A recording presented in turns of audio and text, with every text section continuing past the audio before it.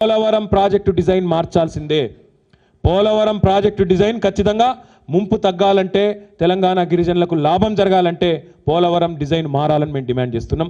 సోనియా గాంధీతో చెప్పించండి, పోలవరం డిజైన్ మార్పిస్తాం, ఖచ్చితంగా పోలవరం డిజైన్ మార్చి ముంపు తగ్గిస్తాం, తెలంగాణ గిరిజనులను బతికిస్తామని దమ్ముంటే మీరు దద్దమ్మలు కాకపోతే చెప్పించాలని లక్ష్మి అని నేను డిమాండ్ చేస్తూ ఉన్నా.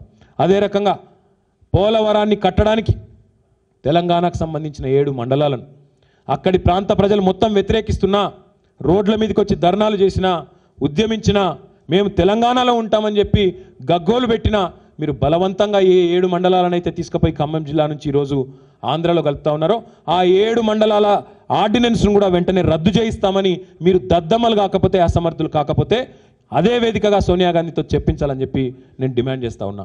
ఆ 7 మండలాలు తెలంగాణలోనే ఉంచుతాం, ఆ 7 మండలాలు ఖచ్చితంగా తెలంగాణకే చెందుతాయి. ఆర్డినెన్స్ మేము బుద్ధి తక్కువతనం వల్ల తీసినాం, జయరాం రమేష్ అనే ఒక మందబుద్ధి కలిగిన నాయకుని వల్ల తీసినాం అని సోనియా గాంధీతో చెప్పించండి మీకు తెలివి ఉంటే. ఇంకా మీదే ఉన్నది కేంద్ర ప్రభుత్వం.